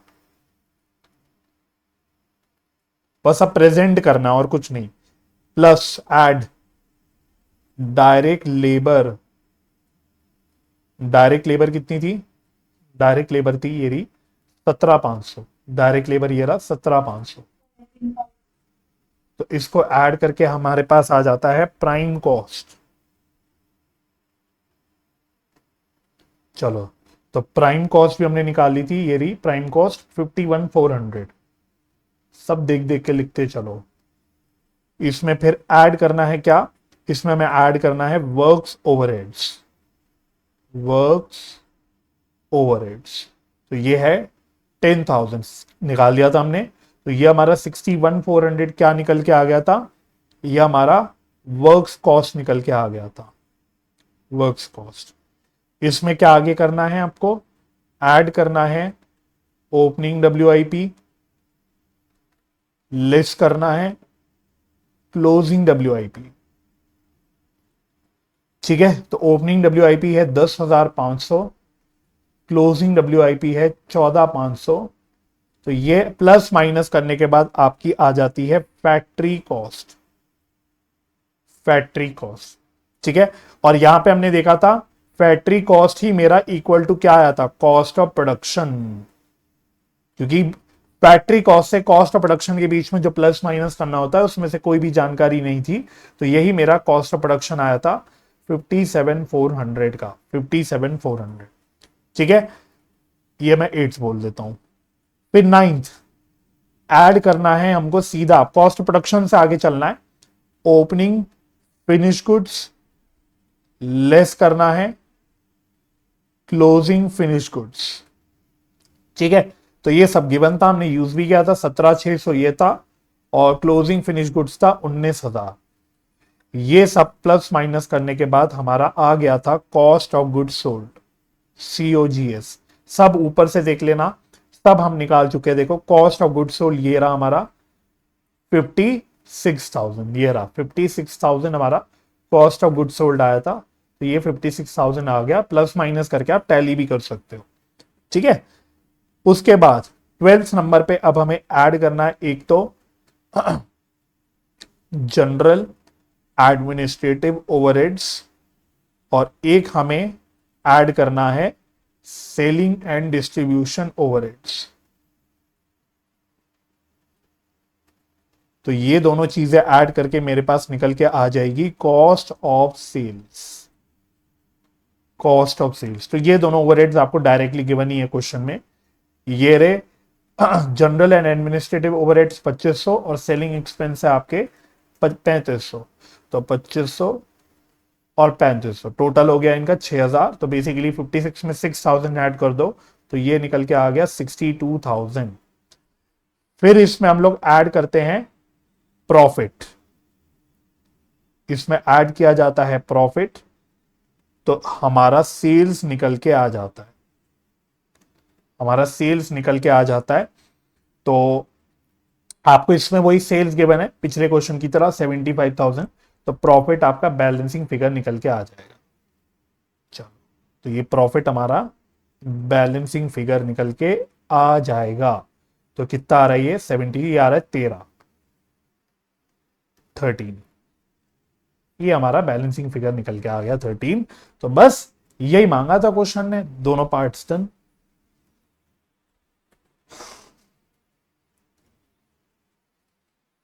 चलो जी,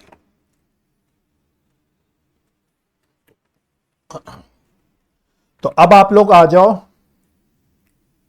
अब आप आ जाओ जरा कॉन्सेप्ट पे आ जाओ।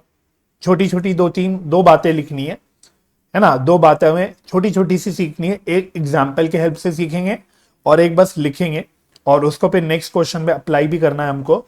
तो आप फटाफट से आ जाओ कॉन्सेप्ट पे।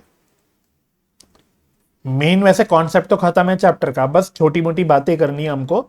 तो एक एग्जाम्पल लिखो, नन्ना सा एक बिल्कुल कॉन्सेप्ट बिल्ड करने के लिए एग्जाम्पल लिखना है आपको। तो एग्जाम्पल लिखना, cost of production, cost of production of 1000 units of finish goods है ₹8 lakh. Number of units sold ये है 700 units. Assuming opening stock of finish goods to be 0, calculate करो closing stock of finish goods. चलो जी, तो मैं आपको 2 मिनट का टाइम दे रहा हूं, मैं आपको 2 मिनट्स का टाइम दे रहा हूं। आप अपने हिसाब से पहले इसको ट्राई करो, फिर मैं आपको कराता हूं। ठीक है, तो मैं चाहता हूं पहले एक बार आप इसको ट्राई करो। तो देखो मैंने आपको बताया नंबर ऑफ यूनिट्स प्रोड्यूस्ड हैं आपके 1000 यूनिट्स। मैंने बोला हमने 1000 यूनिट प्रोड्यूस करे, राइट। फिर मैंने आपको बताया नंबर ऑफ यूनिट्स जो मैंने बेचे वो बेचे 700 यूनिट्स। हमने बोला कि ओपनिंग फिनिश गुड्स हमारे कुछ नहीं थे, 0 थे। यानी मैंने साल में 1000 यूनिट बनाए, उसमें से 700 यूनिट बेच दिए, उसमें से 700 यूनिट बेच दिए। तो लॉजिकली स्पीकिंग इसका मतलब मेरे पास 300 यूनिट्स बचे होंगे क्लोजिंग फिनिश गुड्स में, पहली बात। तो मेरे क्लोजिंग फिनिश गुड्स में 300 यूनिट बचे होंगे, 1000 बनाए उसमें से 700 बेच लिए, तो क्लोजिंग कितने बचे? 300 बचे, सिंपल। ठीक है। अच्छा, अब मैंने आपको इसके अलावा कॉस्ट ऑफ प्रोडक्शन बताया। कॉस्ट ऑफ प्रोडक्शन मैंने बताया, जो हमारा कॉस्ट ऑफ प्रोडक्शन है वो कितना है? That is 8 lakh rupees. तो देयरफॉर आप पहले पता है क्या निकाल सकते हो? अब ये कॉस्ट ऑफ प्रोडक्शन कितने यूनिट्स का होगा? हाँ, राइट, यस। तो कॉस्ट ऑफ प्रोडक्शन जो ये 8 लाख है वो 1000 यूनिट्स का है। हमने 1000 यूनिट्स बनाए, उसकी कॉस्ट ऑफ प्रोडक्शन इतनी आई। तो देयरफॉर मतलब आप डायरेक्टली यूनिटरी मैथ से कर सकते हो, बट मैं पहले आपको ये दिखाना चाहता हूं कि भाई आप cost of production per unit निकाल सकते हो, पर यूनिट। तो 8 लाख डिवाइडेड बाय 1000, तो पर यूनिट हो गया आपका ये कितना? 800 रुपीज। तो आपकी प्रोडक्शन कॉस्ट पर यूनिट कितनी है? 800 रुपए की। तो देयरफॉर क्लोजिंग फिनिश गुड्स कितने होंगे? क्लोजिंग फिनिश गुड्स की रादर वैल्यू या कॉस्ट कितनी होगी? 800 रुपए पर यूनिट इंटू 300 यूनिट्स हैं आपके पास, तो ये हो गया ₹2,40,000। ठीक है।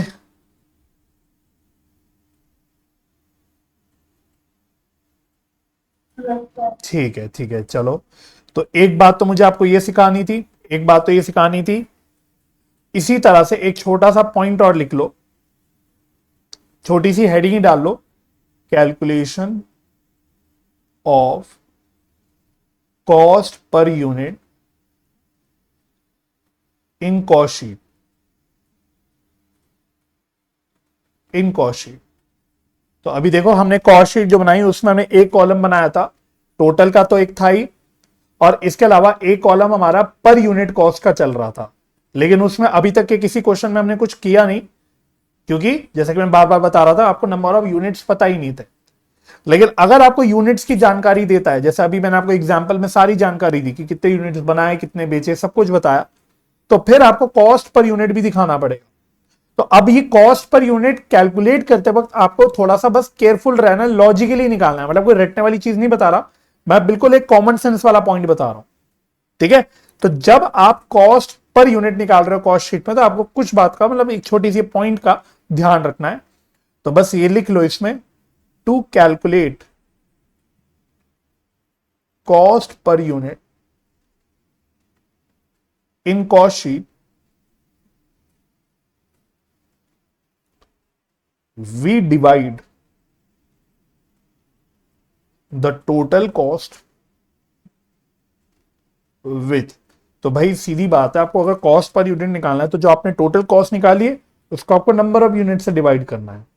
तो टोटल कॉस्ट तो आप निकाल ही रहे हो, वो तो आपको समझ आई गया कैसे निकालना है, सीधा सीधा। लेकिन कितने यूनिट से डिवाइड करना है? भाई मैंने प्रोडक्शन के यूनिट्स अलग दे रखे, सेल की यूनिट्स अलग दे रखे। जैसे इस एग्जांपल में प्रोडक्शन यूनिट्स 1000 थे, सेल की यूनिट 700 थे, क्लोजिंग स्टॉक फिनिश गुड्स का 300 था। तो आपको ध्यान बस किस बात का रखना है? देखो, अब बाइफरकेशन निकालो, दो बाइफरकेशन इसमें। तो बस सीधा सीधा लिख लो, till cost of production, till cost of production. तो जो कॉस्ट ऑफ प्रोडक्शन तक के जो पड़ाव पे हम आते हैं, यहां तक हमें सारे कॉस्ट को अपने नंबर ऑफ यूनिट्स प्रोड्यूस्ड से डिवाइड करना है। जैसे कि अभी देखना एग्जांपल में हमने कॉस्ट प्रोडक्शन को किससे डिवाइड किया? नंबर ऑफ यूनिट्स प्रोड्यूस से किया। तो कॉस्ट ऑफ प्रोडक्शन तक के जो मेरा पड़ाव है उसको हमें, जो भी अपने रेलिवेंट कॉस्ट हम निकाल रहे हैं, तो उसको डिवाइड करना है with number of units produced. और आफ्टर कॉस्ट ऑफ प्रोडक्शन जब हम कॉस्ट निकालते चलेंगे, आफ्टर कॉस्ट ऑफ प्रोडक्शन जो हम कॉस्ट निकालना शुरू करेंगे, क्योंकि वहां से हम लोगों का basically cost of goods sold निकल के आ जाता है। तो बेसिकली आप ब्रैकेट में लिख सकते हो from cost of goods sold, क्योंकि कॉस्ट ऑफ प्रोडक्शन में हम ऐड करते हैं opening finish goods, closing finish goods less करते हैं, तो हमारा कॉस्ट ऑफ गुड्स सोल्ड आ जाता है। तो हमें cost of goods sold onwards किससे डिवाइड करना है? यहां से हमें नंबर ऑफ यूनिट्स सोल्ड से डिवाइड करना है। बस इस बात का आपको ध्यान रखना है। तो बस ये आप नोट कर लो, बस आपको याद रहेगा जब आप रिवाइज करोगे तो बस आपको छोटी छोटी बातें याद आती रहेंगी कि हाँ ऐसी ऐसी बात का हमें ध्यान रखना है। तो इसको नोट करो, और नोट करने के बाद वापस फिर अब हमें एक क्वेश्चन करना है, हमें वापस एक क्वेश्चन करना है। तो नोट कर लिया था? चलो तो क्वेश्चन नंबर 2 पे आना। क्वेश्चन नंबर 2, चलिए तो क्वेश्चन नंबर 2 करते हैं। क्या कहता है क्वेश्चन नंबर 2, पढ़ो। From the following particulars you are required to prepare monthly cost sheet. आपको एक मंथली कॉस्ट शीट बनानी है ऑफ आदित्य इंडस्ट्रीज, ठीक है। तो क्या क्या जानकारी दे रखी है देखो। ओपनिंग स्टॉक दे रखा है आपको, ओपनिंग इन्वेंट्रीज मतलब सारे ओपनिंग स्टॉक की जानकारी दे रखी है आपको, रॉ मटेरियल बता रखा है आपको, वर्क इन प्रोग्रेस भी बता रखा है, और ओपनिंग फिनिश गुड्स, तीनों की आपको जानकारी दे रखी है। लेकिन एक बात का ध्यान रखना, ओपनिंग फिनिश गुड्स में कितने यूनिट्स हैं उसने ये भी बता रखे हैं, 10,000 यूनिट्स, राइट। इसी तरह से क्लोजिंग इन्वेंट्रीज में आपको रॉ मटेरियल की बता रखी है, closing stock of raw material कितना है, WIP भी बता रखा है। फिनिश गुड्स नहीं बताया, क्वेश्चन मार्क, और आपको यूनिट्स भी नहीं बताए कि फिनिश गुड्स में कितने यूनिट्स, दोनों भी चीजें नहीं बताई, राइट। तो क्लिक कर जाना चाहिए, मैंने अभी आपको जो जो पॉइंट्स एग्जांपल कराया वो आपको क्लिक करना शुरू करना चाहिए। अच्छा, raw material purchase, purchase of raw material बता दिया। इसके अलावा GST paid on raw material purchase, ITC available, input tax credit available है। तो मुझे बताओ, मटेरियल कॉस्ट चैप्टर में सीखा है, क्या आप GST पेड को कॉस्ट में ऐड करोगे? क्या आप GST पेड को कॉस्ट में ऐड करोगे? नहीं करोगे। क्यों? क्योंकि ये एक रिफंडेबल टैक्स हो गया है, इसमें इनपुट टैक्स क्रेडिट अवेलेबल है, राइट। तो इसलिए ये हमें ऐड नहीं करना, तो इसका एक्चुअली कुछ नहीं करना, ठीक है, इसका कुछ नहीं करना। फिर wages paid to production workers, तो ये तो आपके डायरेक्ट वेजेस हो गए। एक्सपेंसेस पेड फॉर यूटिलिटीज, तो देखना ये क्या है, ये मैंने आपको एग्जाम्पल में लिखवाया था, ये डायरेक्ट एक्सपेंस दिया है, तो इस क्वेश्चन में आपको डायरेक्ट एक्सपेंस भी दे दिया। बाकी ऑफिस एंड एडमिनिस्ट्रेटिव ओवरहेड्स हो गए expenses. Travelling allowance paid to office staff, ये भी आपका एडमिनिस्ट्रेटिव ओवरहेड है, तो दोनों मिला के आपके एडमिनिस्ट्रेटिव ओवरहेड्स, ऑफिस से रिलेटेड, एडमिनिस्ट्रेशन से रिलेटेड जो भी खर्चे होते हैं वो एडमिनिस्ट्रेटिव ओवरहेड्स के अंदर आते हैं। तो ये तो है ही ऑफिस एंड एडमिनिस्ट्रेटिव एक्सपेंस, और इसके अलावा हमने ट्रैवलिंग अलाउंस दिया है ऑफिस स्टाफ को, ऑफिस स्टाफ को, तो ये भी एडमिनिस्ट्रेटिव ओवरहेड्स के अंदर आ जाता है।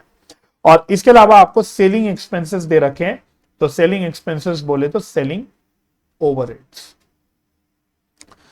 अच्छा, मशीन आवर्स वर्कड है 21,600 आवर्स, मशीन आवर रेट है 8 रुपए। तो ये तो भाई ओवरहेड चैप्टर में अब सीख चुके हो, मशीन आवर रेट का कैसे यूज करना होता है। अगर अब्जॉर्प्शन कॉस्टिंग होता है तो दोनों को मल्टीप्लाई कर दोगे तो आपका निकल के आ जाएगा प्रोडक्शन ओवरहेड्स, क्योंकि हमें कॉस्ट शीट में प्रोडक्शन ओवरहेड्स भी लेना होता है। तो क्वेश्चन वाले ने डायरेक्टली देने की जगह आपके ओवरहेड्स चैप्टर से टेस्ट कर लिया, आपको उसने आपको मशीन आवर्स दे दिए, आपको उसने ओवरहेड्स का मशीन आवर रेट बता के दे दिया, तो दोनों को जब मल्टीप्लाई कर दोगे तो आपका टोटल प्रोडक्शन ओवरहेड्स निकल के आ जाएगा जो आपको यहां पे चार्ज करना है, ठीक है। Number of unit sold given है, यूनिट्स प्रोड्यूस्ड भी गिवन है, और डिजायर्ड प्रॉफिट उसने बता रखा है, हम प्रॉफिट जो कमाना चाहते हैं वो है 15% ऑन सेल्स। बस आपको बनानी है अपनी कॉस्ट शीट, कॉस्ट शीट, ठीक है। तो आ जाओ प्रैक्टिकल क्वेश्चन नंबर 2, और इसमें क्योंकि नंबर ऑफ यूनिट्स वगैरह की जानकारी है तो अब हमें कॉस्ट शीट में अपना कॉस्ट पर यूनिट भी लेके चलना पड़ेगा, ठीक है। तो सबसे पहले कैलकुलेट करो, जो आपको मेरे साथ कैलकुलेट करना है, कैलकुलेशन ऑफ क्लोजिंग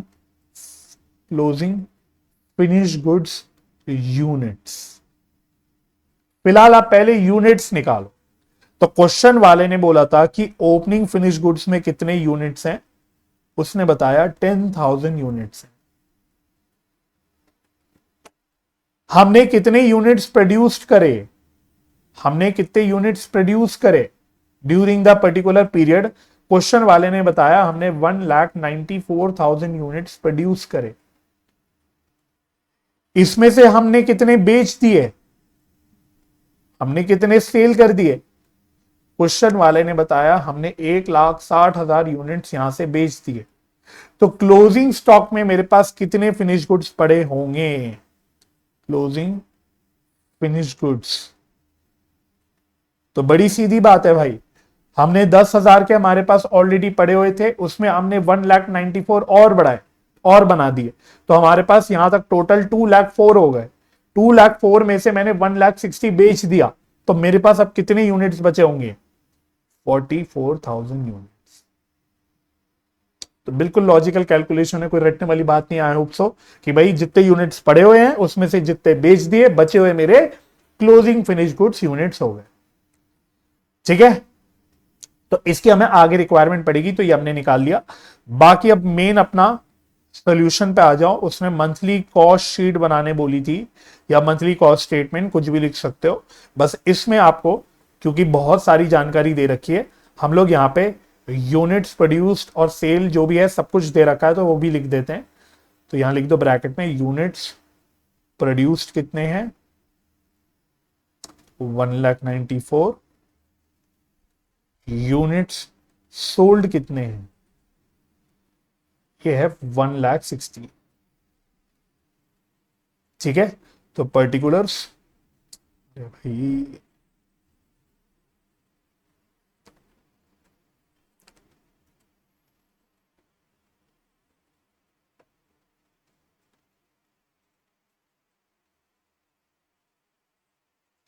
चलो तो पर्टिकुलर्स,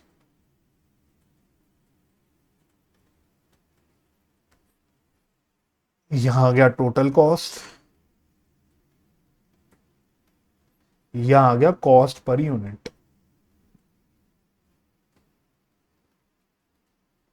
चलो जी, तो सबसे पहले direct material consumed, direct material consumed,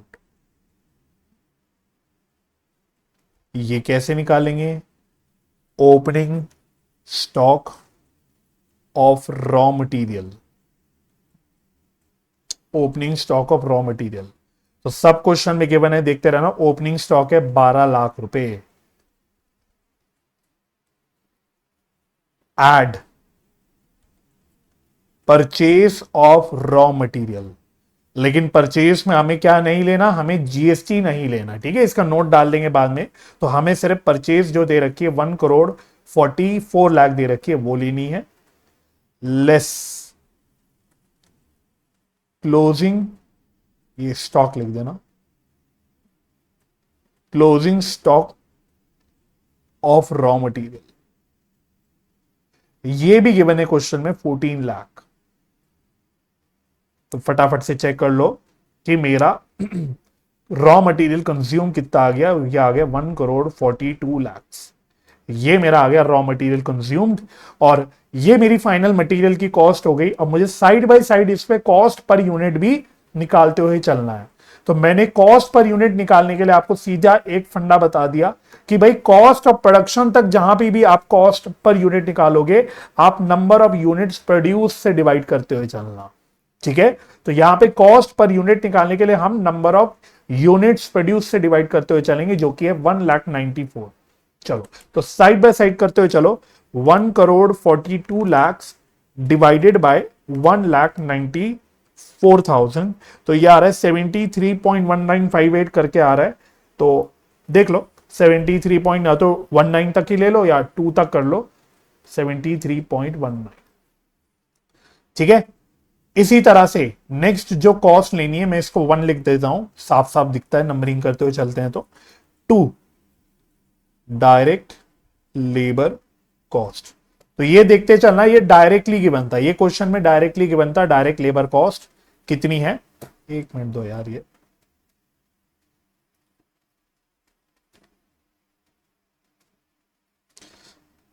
चलो, तो डायरेक्ट लेबर कॉस्ट उसने डायरेक्टली दे रखा था 36,64,000। तो ये बस ले लो यहां से 36,64,000। इसको भी डिवाइड करते चलना 1,94,000 से, तो 36,64,000 डिवाइडेड बाय 1,94,000, तो ये आ रहा है 18.89 अप्रोक्सीमेटली आ रहा है, 18.89। ठीक है, प्लस इस क्वेश्चन में डायरेक्ट एक्सपेंस भी गिवन है। सर डायरेक्ट एक्सपेंस क्या थे? यूटिलिटीज की जो कॉस्ट दे रखी थी, यूटिलिटीज, ठीक है। तो यूटिलिटीज की उसने दे रखी है कॉस्ट 1,45,600। इसको भी डिवाइड करके देख लो, 145,600 डिवाइडेड बाय 1,94,000, तो ये आ रहा है 0.75, 0.75। चलो, तो इतना निकाल के हमारे पास क्या निकल के आ जाता है? इतना करके हमारे पास प्राइम कॉस्ट निकल के आ जाता है, प्राइम कॉस्ट। ये फोर्थ हो गया, फोर्थ में प्राइम कॉस्ट निकल के आ गया। तो 1,42,00,000 प्लस 36,64,000 प्लस 145,600, तो ये आ रहा है 1,80,09,600। अगर वैसे इसको डिवाइड करेंगे 1,94,000 से, तो ये आ रहा है 92.83, ठीक है। हालांकि आइडियली स्पीकिंग इन तीनों का टोटल करके यही आना चाहिए, लेकिन वो थोड़ा ऑफ कोर्स आएगा नहीं, राउंडिंग ऑफ का चक्कर रहेगा हमेशा। तो कोई बात नहीं, अगर थोड़ा बहुत ऊपर नीचे आता है तो आप तो बस सिंपल फॉलो करो जो मैंने आपको सिखाया, इसको डिवाइड कर दो with number of units produce से, उससे आप ये कैलकुलेट कर लो, ठीक है। थोड़ा अगर बिल्कुल एक हाथ पैसे का हो सकता है, थोड़ा ऊपर नीचे फर्क आ जाए बिकॉज ऑफ राउंडिंग ऑफ, तो उससे घबराना नहीं, आपका वैसे बिल्कुल कॉन्सेप्चुअली पॉइंट सही चल रहा है। चलो जी, ये तो ओके हो गया होगा, आई होप सो। तो 5वें नंबर पे नेक्स्ट कॉस्ट ले लो, that is factory overheads. Factory overheads, question है फैक्ट्री ओवरहेड्स के लिए क्या दे रखा है आपको? उसने मशीन आवर्स दे रखे हैं टोटल, और मशीन आवर रेट बता रखा है। तो आओ, मशीन आवर्स कितने हैं? मशीन आवर्स थे हमारे 21,600, और रेट है उसका 8 रुपए पर आवर। तो 21,600 इंटू 8। अरे यार क्या चल रहा है? एक मिनट दो बच्चों, मैं जरा ना इसको बंद करके वापस से चालू करता हूँ, थोड़ा सा दिक्कत दे रहा है ये।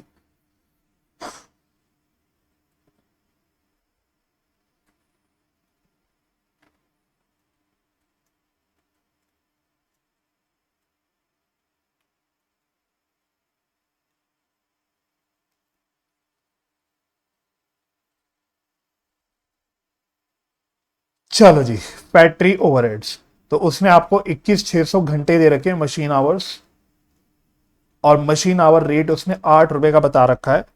तो 21,600 इंटू 8, ये आ रहा है 1,72,800, 172,800। वही काम करते चलो, डिवाइड करते रहो विद 1,92,000, है ना। कॉस्ट ऑफ प्रोडक्शन तक हमें 1,92,000 से ही डिवाइड करते हुए चलना है। तो ये कितना आ रहा है?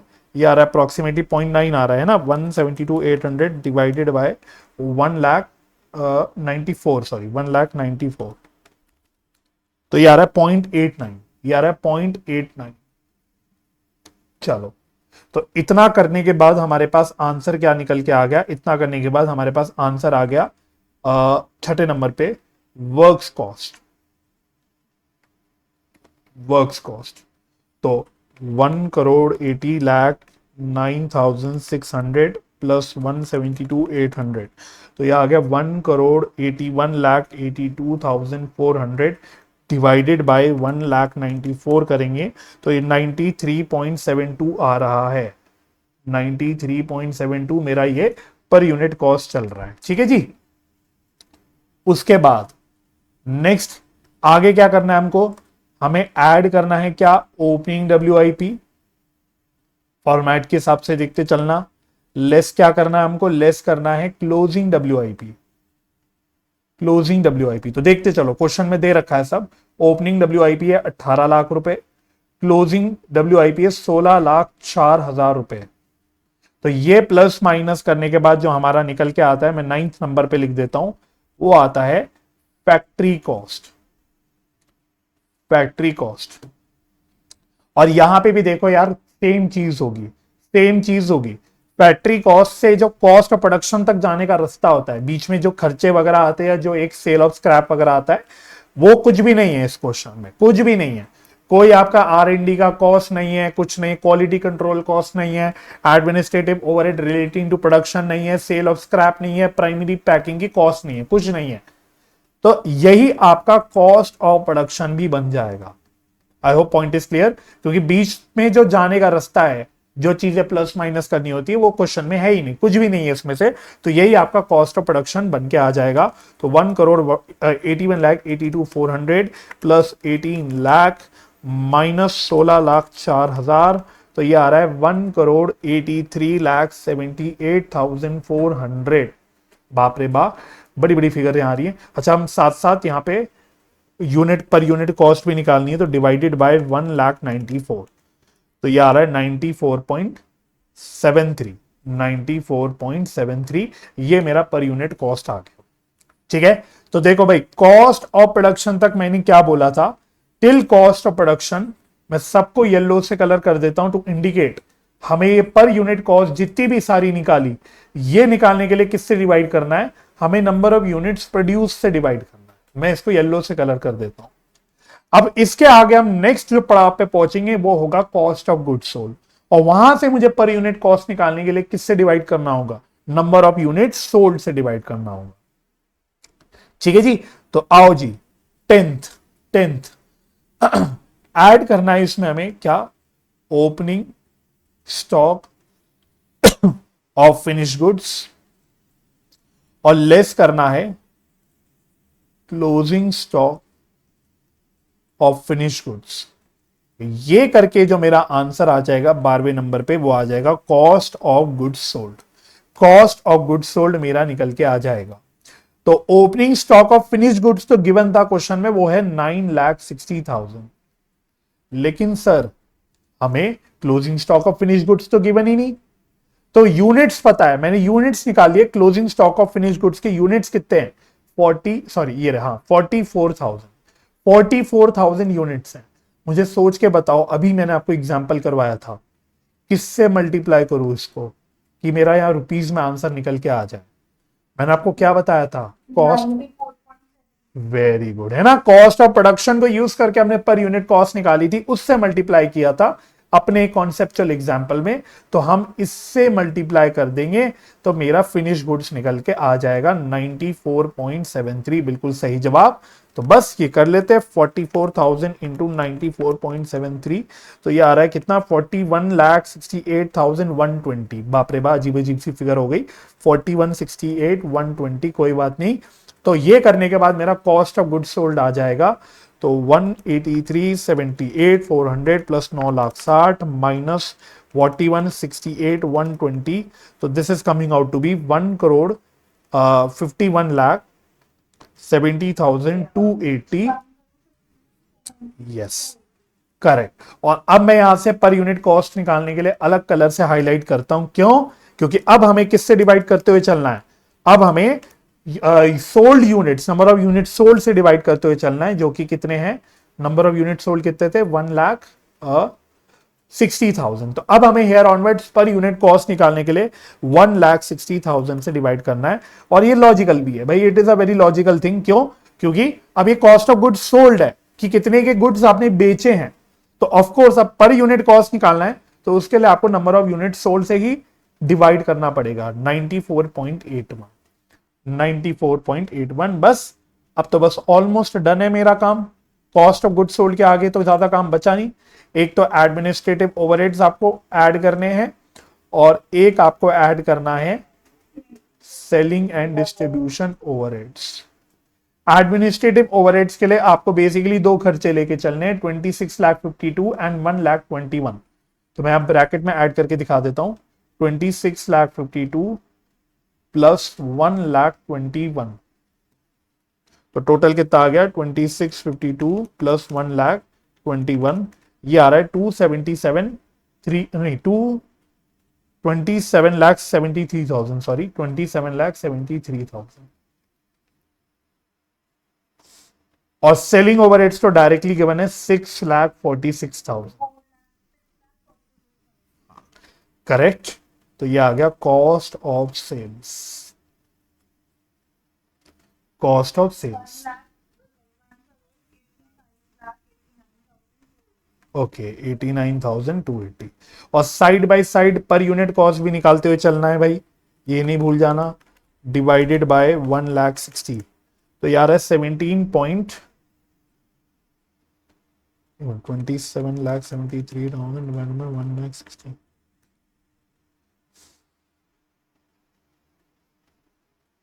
एक मिनट, तो ये शायद 17.33 आ रहा है।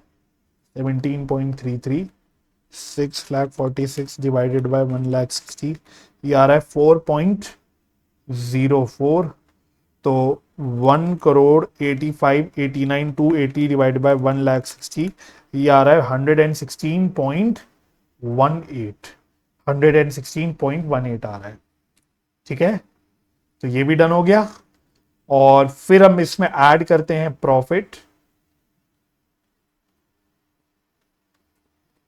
और इससे मेरा फाइनल आंसर आ जाता है सेल्स।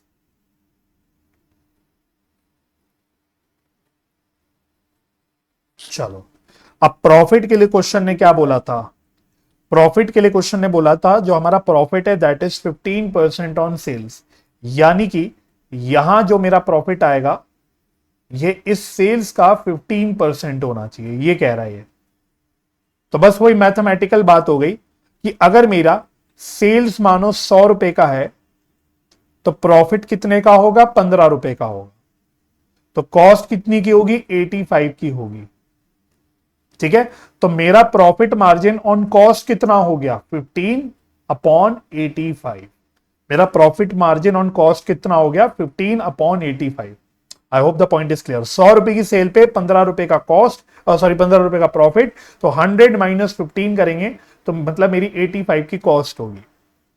ठीक है, तो वही यूनिटरी मैथ्स लगा के कि 1,85,89,280 ये मेरा कॉस्ट है, इस पे प्रॉफिट ऑन कॉस्ट मैंने निकाला 15/85। 15/85, ये सब मैं हटा देता हूं, थोड़ा साफ साफ दिखेगा। ठीक है, तो ये कितना आ गया? 185,89,280 इंटू 15 डिवाइडेड बाई 85, तो ये आ रहा है 32,80,461। 32,80,461। तो सेल्स कितनी आ गई?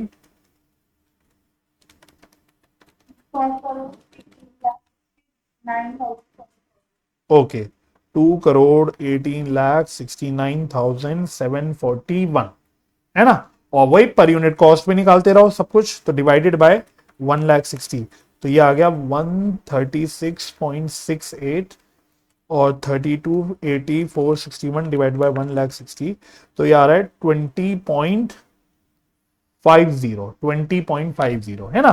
तो ये मेरी टोटल कॉस्ट पर यूनिट हो गई, ये मेरा प्रॉफिट पर यूनिट हो गया, और ये क्या निकल के आ गया? दिस मीन्स ये मेरा सेलिंग प्राइस पर यूनिट आ गया। ये मेरा सेलिंग प्राइस पर यूनिट आ गया टू 13.68 रुपीज। चलो जी,